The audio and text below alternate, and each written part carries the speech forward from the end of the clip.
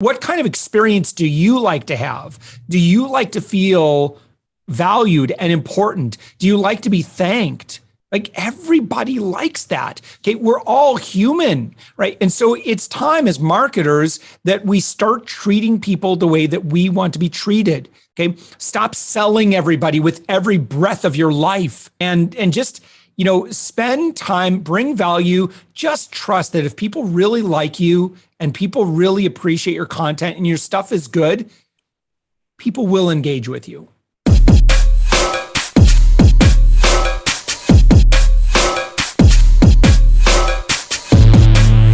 Hello, Profit First entrepreneurs and thought leaders. I am so excited. We have a really, really special guest. We have a marketing genius with us today. We have Josh Elledge. And Josh is really special because he is not only the founder and CEO of Up My Influence, but he literally earned $6 million in sales, get this, with zero paid ads. And we're going to talk about how he wants the same for you and how you can also do that. So Josh is a serial entrepreneur by background, and he believes in building companies that the world needs the most. And in 2014, he launched his company Up My Influence specifically to help entrepreneurs like yourself, like himself, really attract the perfect audience to help them grow their brands without this crazy cost that's associated with all this marketing and contracts. And so Up My Influence is a purpose-driven company that's focused on helping high-ticket agencies, coaches, consultants, as well as other B2B service providers skyrocket their sales to authority, platform, and leading with generosity. And so please join me today in welcoming Josh Elledge to our platform. Hey, Josh, how are you today? Susanne, yes, this is exciting. Well, listen, anytime anyone starts off with the word genius, it's like, oh boy, it's all downhill from there. So we'll see how this goes. So thank you so much. That's very kind of you. Well, I'm a big fan. I watch your podcast, I follow you, and, I love the golden nuggets that you drop to us entrepreneurs. I'm so excited about having you on our show because, a lot of people, that's the big question, right? You can't have profits if you don't have revenue, right? It's so crazy how people come to us wanting profit first. I'm like, you got to generate revenue first, right? Yeah. I don't know who it was that said it, but it was, there aren't too many problems in business that can't be solved with more sales, more revenue.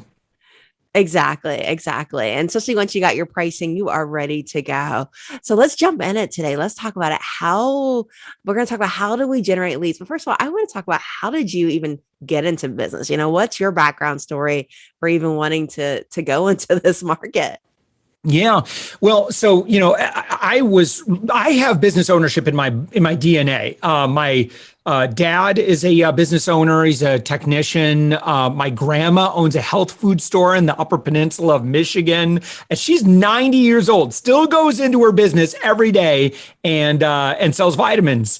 And my great grandpa owned a small a store, in a very rural area, and he sold candy and food and all that sort of thing, and just great stories of inspiration. And then my great granddaddy, get this for an old timey name, Amos Elledge. He was a proprietor and sold blocks of ice. And so, as someone, I was in the U.S. Navy for 5 years. From there, went to college, started working in corporate America. I really found out real quick that this just not my jam. I'm one of those types that and those who know what I'm talking about know that this is a blessing and a curse.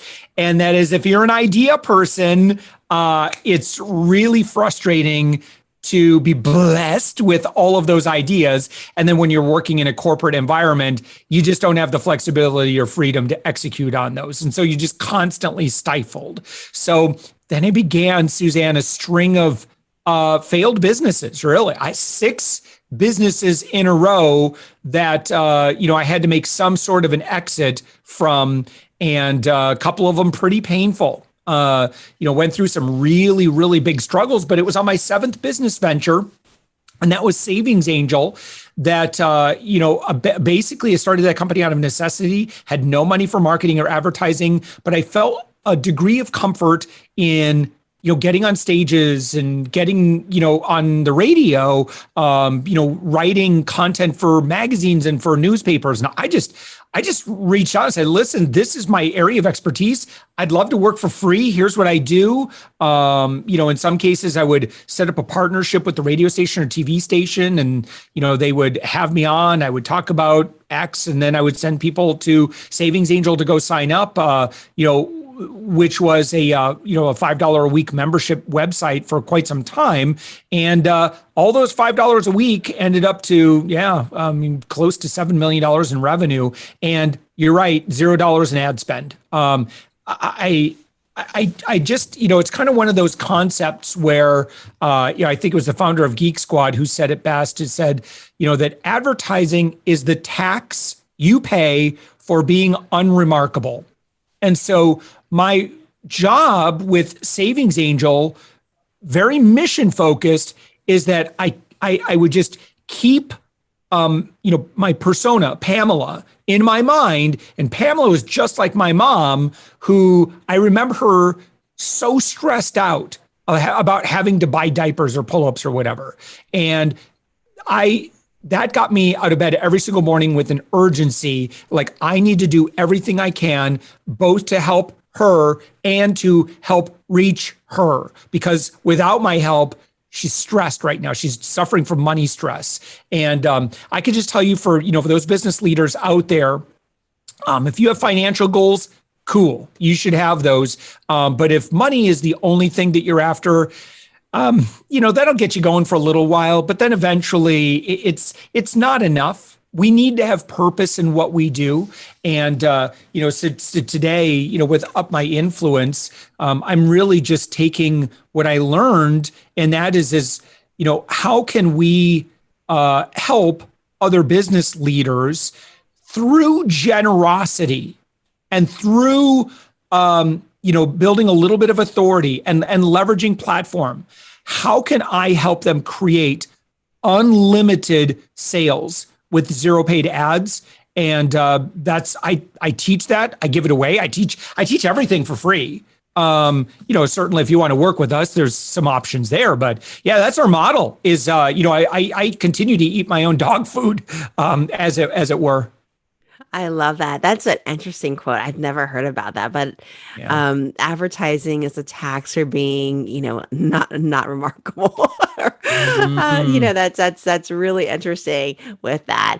And so, Josh, that's an incredible story. Like your business journey with that, and then wow, growing $7 million in revenue with zero ad costs. All right, I'm not the only one out there that wants to know how you did that. We all want to know how you did that. Tell us about how do you do that? How do you build a $7 million business without any type of advertising costs? Yeah. So it really requires you, first and foremost, your heart has to be in the right place. Because if it's all about the almighty dollar and you just want to get rich and, it's Machiavellian, you're kind of a Machiavellian personality, people are going to smell it a mile away. And they're just not going to engage because they can tell it's all about you. And listen, that's wonderful. You want to make your hopes and dreams come true. But people don't really,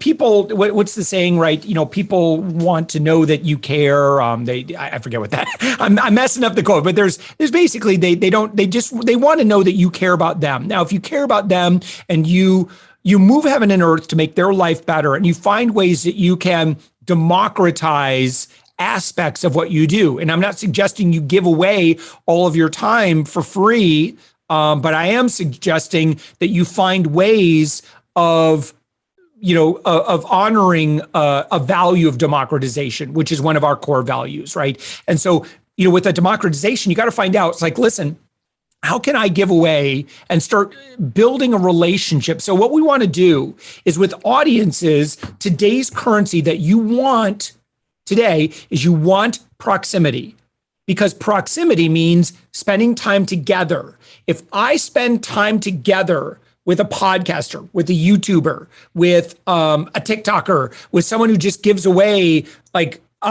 great content. They give away free courses. They give away articles and resource guides and checklists and all of that sort of thing. It makes it really easy for me to get to know them. So then what happens, Susanne, is we go from proximity to familiarity. And it's kind of funny. I was just, I bumped into someone that I listened to their podcast, and it was so funny. Like, here I am. I mean, I do okay in business, but it's so funny, like talking to this other podcaster, and I'm kind of getting tongue tied as I'm talking with them, because I'm like, I knew that there was this major familiarity imbalance or familiarity bias, right? So the familiarity bias is like when you run up to a celebrity and you know them, and because you watch their body of work and like you feel like you know them and you love them and so forth. And then when they see you, they're kind of like, hey, yeah, thanks, right? And so this is good. We want this. We want to make it ridiculously easy for people to fall in love with you, because then you get the familiarity bias. Familiarity then leads to know, like, and trust. And know, like, and trust, that's who we do business with. So then your next goal would be to make it frictionless to work with you, make it really, really easy for people to work with you. So in the case of Savings Angel, I did, Susanne, since, in the, 13, 14 years since I really started, about 2,500 media appearances. So as you can see, a lot of what I'm talking about too is just showing up over and over and over again. Great book on that is Atomic Habits by James Clear.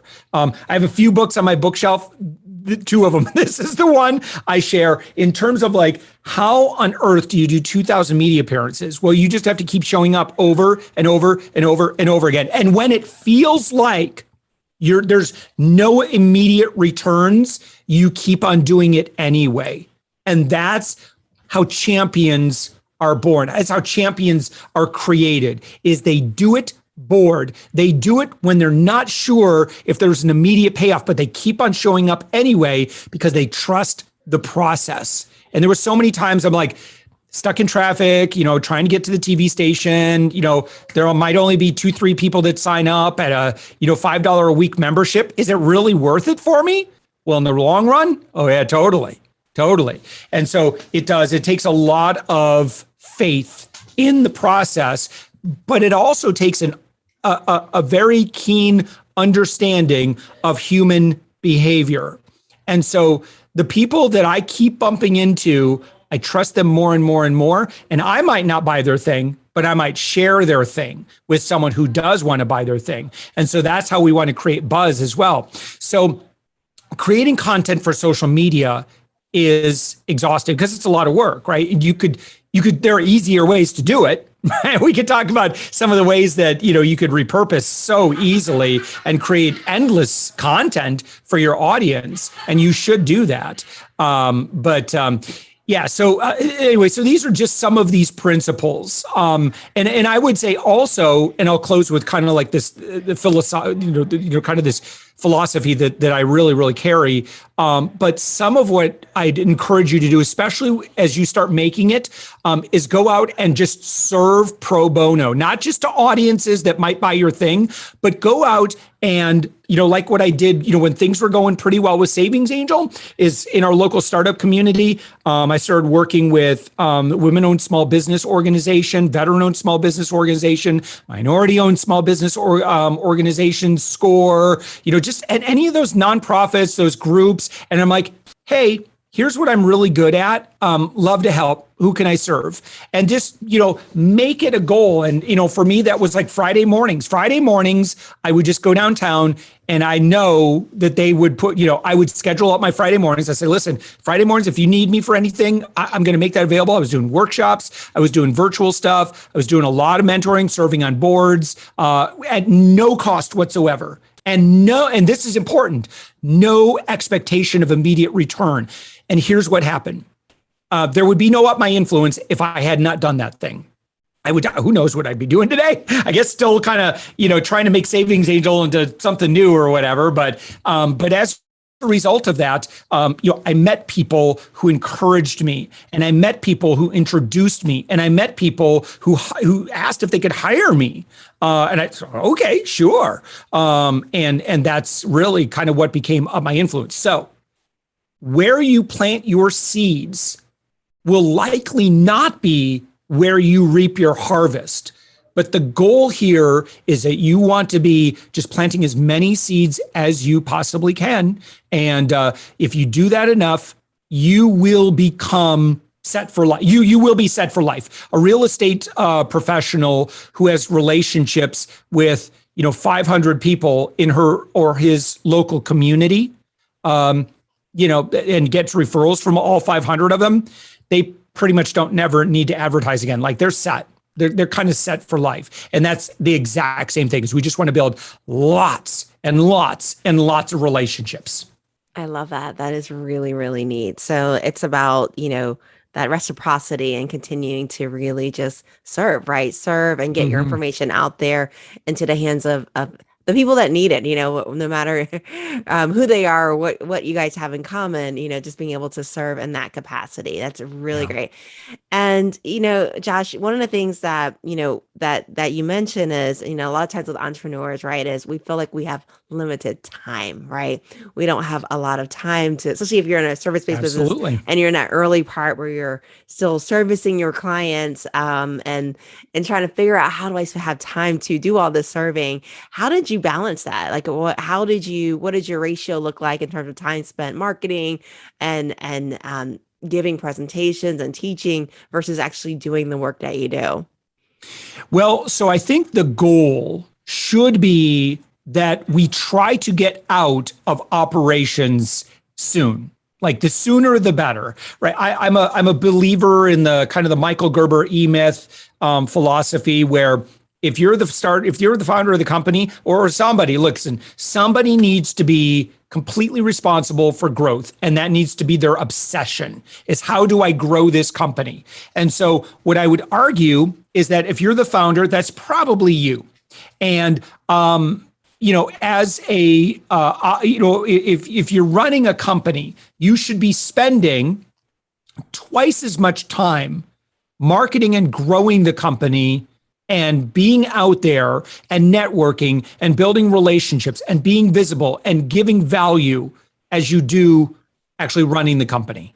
So that's a good ratio for me. So kind of a 2-to-1, right? So in I'm not going to be able to, in a 30-hour work, in a 60-hour work week, that would be, 20 hours of running the company, 40 hours of growing the company. I found that that's a pretty good ratio.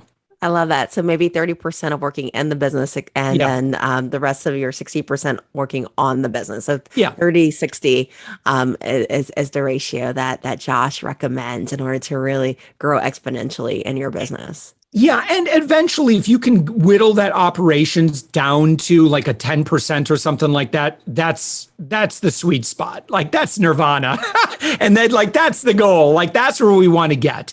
And, even still right now, like we're doing a lot of R&D right now. And so I'm really involved in that. I'm very involved in the sales, with my company as well. And I'm totally comfortable with that because it's important for me to be doing that work and building those key relationships just because of what we do. But we've also been developing other products and services. But I'm getting, kind of getting ready to go into, and we all have these seasons of life too. And sometimes there's spring. And spring, it's really important that you plant a lot of seeds and you just go out there and do that thing, and you got to work really hard. Hopefully, winters, we get through those really quickly because those suck. And then, unless you're in Florida, of course, like I am, then they're pretty all right. And summers, it's, keep on toiling away. And then falls where you reap that harvest. That's Jim Rohn's Seasons of Life right there. So that's a good little book. Particularly listen for my friends that you're going through a little bit of a winter right now. Been there, done that, and it's a rite of passage, and it is absolutely the refiner's fire that will strengthen you so that you can become the person that you need to be for your next great thing. So I'm sorry if you're experiencing frustration right now in business. You will get through it, I promise you, and you will be so much stronger as a result of getting through that thing. Just know that there is no growth in the comfort zone. So being uncomfortable is good. So if you can have good associations with being uncomfortable or doing the uncomfortable thing, or like, oh boy, this kind of sucks, dealing with negative feedback or a disappointment with a client or something like that. We hate those, but usually almost every case where we have those opportunities where we kind of trip up a little bit or whatever, like it's an opportunity for us to improve our system. Exactly. I love that. So just pushing through those hard times, pushing through those tough spots and keeping on, right? Mm-hmm. As you said, as you build that network, is really, really important, and showing up even when you don't feel like it, right? Yeah. And then obviously, controlling your time too, right? To get to that 30-60 sweet spot, 10% ratio, which is our ultimate goal with that. What challenges do you see right now, Josh, and lead generation that's happening out there? I mean, this is kind of like the internet Wild West right now. Oh no, let me get my So boxing gloves on right now. Ready? All right. So unfortunately, to all my business owner friends out there, you've been sold a bill of goods and you've been taken for a ride and they've taken your money, and it's very, very disappointing. And I am referring to gurus that would have you believe that you can just simply automate everything and everybody, and you can treat people like numbers and you can fully AI bot them, and you expect that you can make a ton of money. It's possible. It's very hard. And in the end, how do people feel? Do they feel like they truly have a connection with you, or do they feel like they're just in your system? What kind of experience do you like to have? Do you like to feel valued and important? Do you like to be thanked? Like everybody likes that. Okay. We're all human, right? And so it's time as marketers that we start treating people the way that we want to be treated. Okay. Stop selling everybody with every breath of your life. Okay. Just relax, man. And just, spend time, bring value. Just trust that if people really like you and people really appreciate your content and your stuff is good, people will engage with you. All right. And I would argue that you will form, and here's the thing, right? Is like in sales, I always argue that friends don't, if you have a problem with being ghosted and you're doing account-based marketing and sales and that sort of thing, where you have to talk to people, friends don't ghost friends.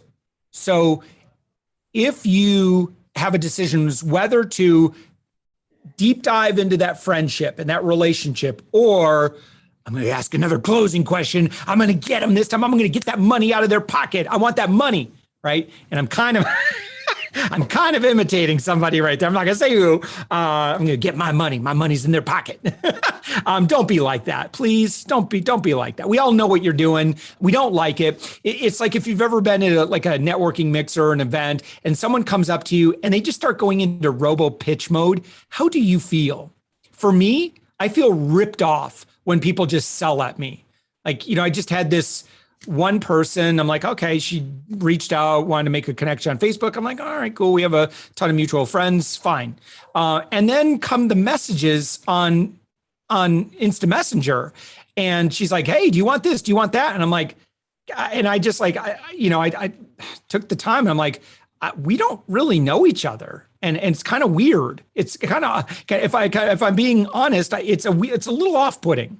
And then I got some other message back, and it's like, I was like, yeah, I don't feel like I'm even talking to a real person here. And I said, I'm sorry that, and I, took a screenshot of the product she was even selling, and it was just, make your wildest dreams come true with AI and bots kind of thing. And I'm like, yeah, I'm not talking to a real person. Felt kind of like it, but I'm like, I felt like such a ripoff, that I was being treated like that. And part of it might be my empathic personality, but when I don't feel like I'm getting the real person, it almost pains me. It's like, man, you're probably an amazing person, and now we're not going to know. And that's too bad, because I love friendships. I love relationships. And, my goal, and we do this, this is what I do every week this year, except for the weeks I've taken off for vacation or whatever. I make 15 new meaningful relationships with successful business leaders, all of them doing 6, 7, 8, or 9 figures a year in business. That's my goal. And I hit it every week. Oh, wow. because of how we build our system. I love that. And, it's so true. It takes me back to my Chamber of Commerce days. You introduce yourself and then they would introduce themselves and they would just go into their spiel, about their business. And it was like, hello, can we Oof. just start with hi? Yeah, it makes me want What to take a shower. It's icky. It's so icky. So please don't be icky. That's my rule number one. And when it comes to sales, stop being icky. Because Oh, yeah. and listen, here's the thing. You know it when people do it to you. You know it. You know when you're being sold at. You don't like it. Nobody does, right? And so why would you inflict that on other people? It's time to start treating audiences at the level of intelligence that they truly are. So my background in media consulting is you can't fool audiences. You have to be a very, very, very good actor to fool an audience today. And audiences just we're already a little bit cynical. We're definitely protective because we're bombarded with salesy messages. And quite frankly, the gurus out there have really ruined it because they've given a lot of people a lot of bad advice. And we've missed out on amazing relationships as a result of just trying to funnel everybody. Oh yeah, definitely. My favorite nowadays is, you get the friend requests on Facebook and they look interesting, and the next thing you know, they're pitching you to get into a group. Yeah. Yeah. No, we all know what you're doing. Stop. Please stop. It's really, it's just giving you it's giving you a bad name. And you have to decide this too. It's like, do you want the quick cash or do you want to build a business for posterity? That's your choice. But I can tell you that reputations stick. Oh, yeah. And, when it comes to, a lot of the work that we've done is on authority and reputation management. And you can't fool anybody. You can't do bad customer service. You can't rip people off. You will get called out. Time will expose you or it will promote you. And so you got to just decide which direction you're going to go. In the beginning, what I'm talking about will feel like it's less effective. It'll feel like it's more time consuming, right? You express that concern over schedules and stuff. I recommend that people spend 2 hours a week exclusively on authority building, right? How can I improve my perceived authority within my industry? What are things that I can do that are specific to making me look better on the web, on social? Someone Googles me or something like that. You can Google Josh Elledge right now, and I can tell you what you're going to find. You're going to find a lot of podcast interviews. You're going to find a lot of generosity. You'll probably find a lot of content that we've shared. And that's very deliberate because that is how people buy today. That's how consumers buy today. Oh, so who's this person? Because you start with, first awareness or first impression or whatever, right? And you're like, okay, well, who's this person? And then it's nothing to Google somebody. And I encourage before you do business with anyone to Google them. And most people are pretty smart that they can separate the wheat from the chaff. I mean, we know that there's like these fake, scam report websites or whatever. People can tell, when it's legit. It's a legit positive or a legit negative. So just trust your smart audiences because they really are. Audiences are brilliant today. Thank you. That's really great advice and really great advice for shopping too, right? When you're looking for a vendor with making sure that you Google them and really know about them. And so You're Josh, doing the due diligence. That's what it is. oh yeah, definitely. So Josh, tell me about getting started, right? Getting started on your journey of creating a marketing system that has zero costs in terms of monetary value associated with it. Yeah. Where does an entrepreneur start? Yeah, so there's three main components to that. So to our friends that are taking copious notes and they've been listening to what I've been saying, they're like, man, I got like 5 pages of notes here. All right. That's our champion out there that's listening to this program. They're not messing around. They're in this thing for real.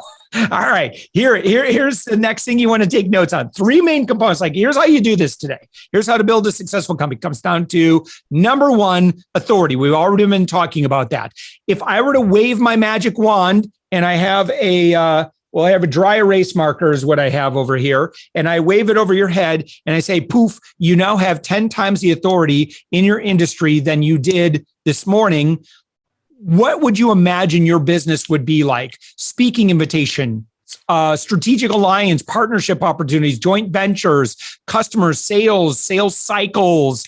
I already said speaking invites, just other like amazing opportunities to be quoted in the media. Okay. If your authority looks like, man, you are a rock star, I'm just going to tell you right now, life is easier. I've been to events where I've been just another face in the crowd, and I know how it feels. Like, okay, cool, great content, all right.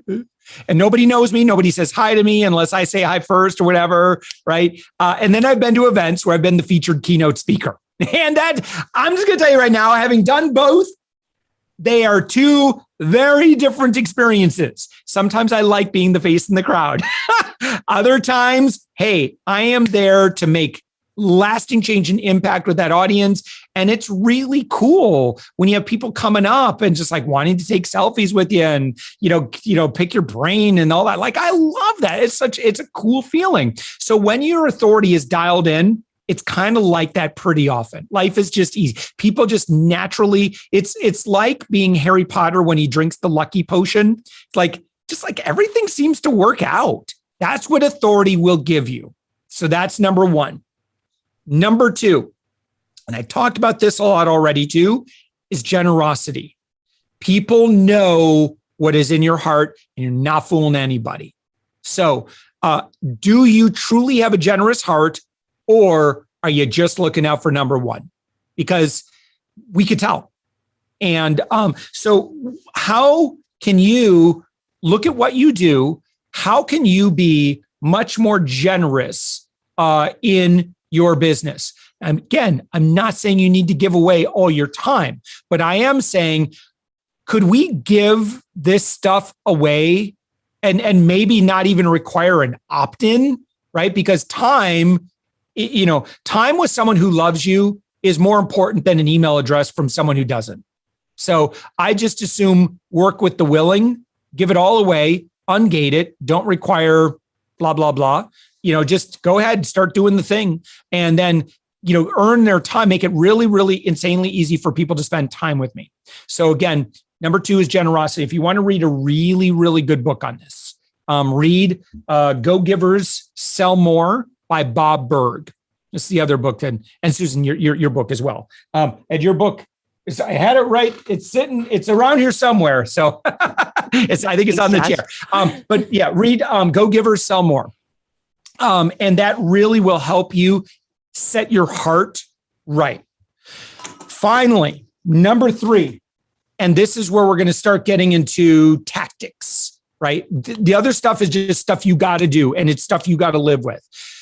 Now, how can you implement and activate your authority? Because authority is kind of like if I give you one of those, when a robber robbed a bank in the old times, and, he'd have that sack of cash with the big black dollar sign on it, and he had a black mask, and like he's holding that sack of cash. Okay. If I give you that sack of cash and I say, listen, this is your authority. Okay. You don't want to run off and bury it in the backyard, right? Money is valuable because you use it, right? And so how can you leverage your authority for fabulous prizes? And so be mindful of that.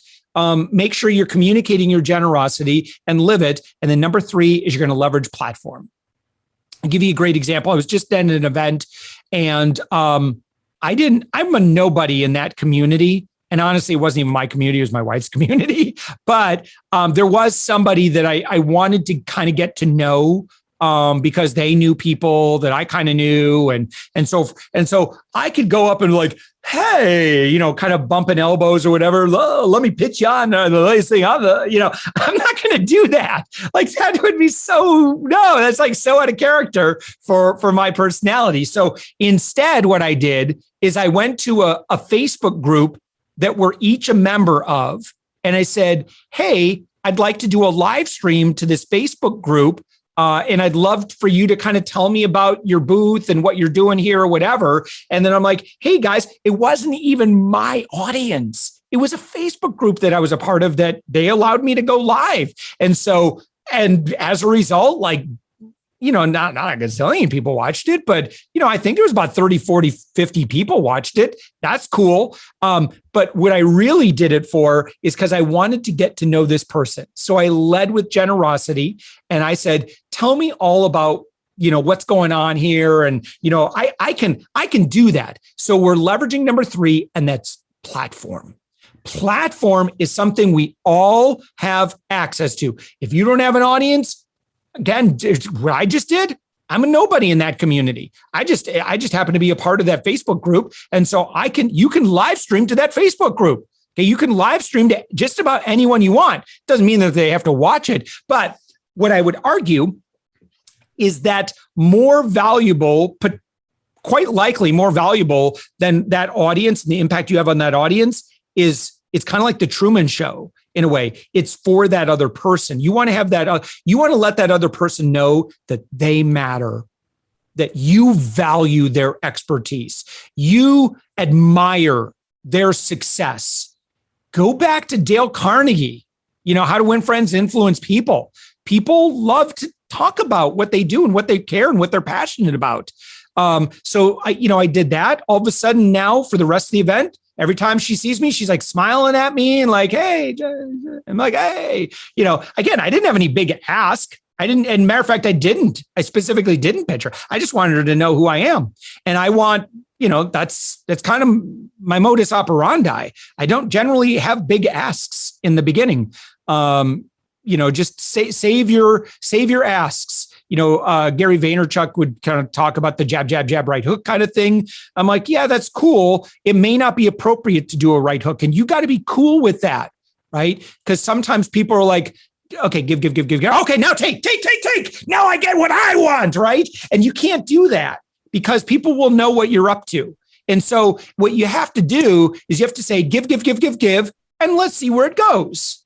I think, most of the people that I give to probably going to work out into something cool. But if it's not, I am totally at peace with that.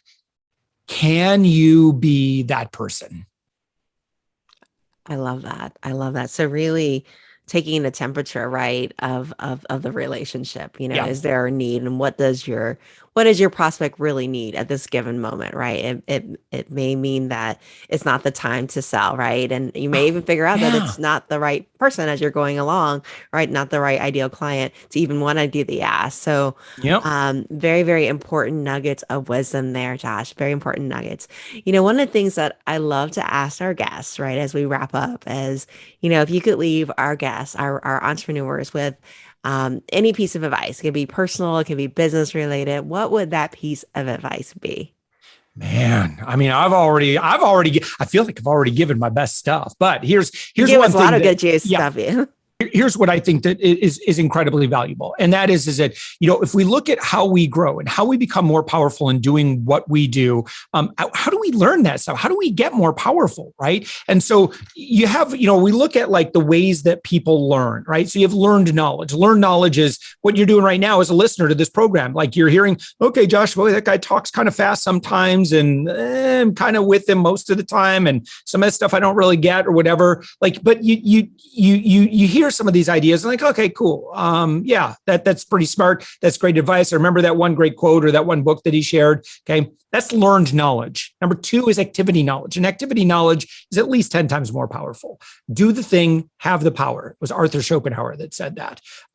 Because when you experience something, it's particularly when you fail. My family, I'm 50% Finnish from Finland. And in Finland, they have a holiday every year. It's called the National Day of Failure. And they want you to, essentially it's like, go try something and you're probably going to fail at it, but you're going to, kind of swing for the bleachers kind of thing. And it's really good for people. to, one thing with our kids is like, try things. And if you don't like it, cool. If you fail, that's okay. Like you don't have to win at everything. And every time you fail, you get stronger. The thing that doesn't kill us makes us stronger kind of thing.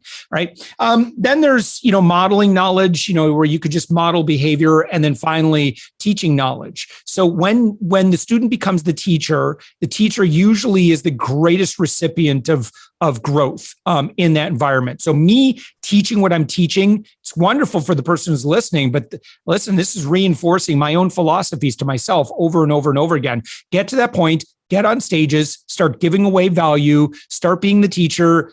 Listen, if you're waiting for a sign, here's your sign. I just kind of gave you the Hail Mary right there or whatever. Yeah, go do it. Go do nice stuff for people and just start giving every single day. Make it, just the way that you operate your business.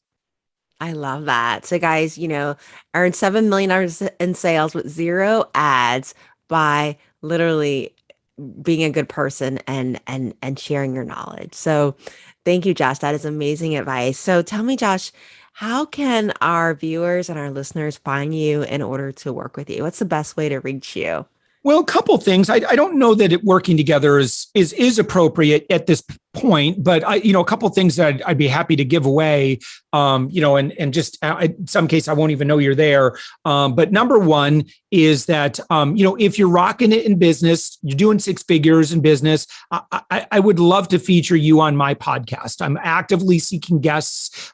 It's at upmyinfluence.com/guest. That's up www.upmyinfluence.com/guest. And you'll see exactly kind of who we're looking for. But if you're doing great in business, we've got over 120,000 on social media. Love to celebrate you. If you're not quite at that level and you're like, man, I want to get to that level, cool. And this is, Susanne, I was actually just mentioning this. This is the very, very first, I haven't even, as of when we're recording this, I haven't even told my own audience this yet.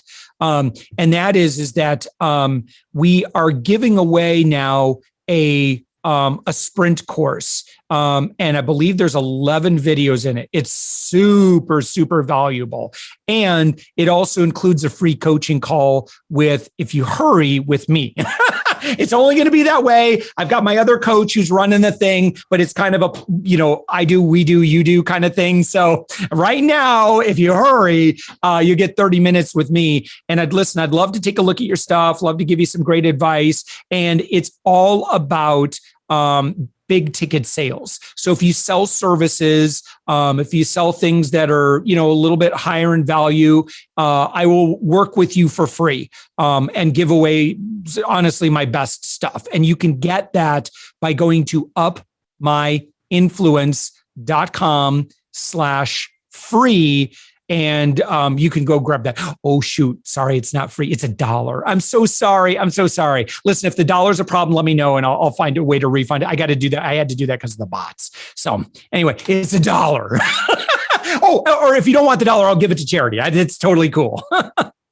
I love it. And so what I'm going to do is I've got the URL for that, as well as the information to contact Josh, which I will include in the show notes so that you guys can reach out to either take the course or contact Josh and maybe even be on his show, which is a fabulous, wonderful show.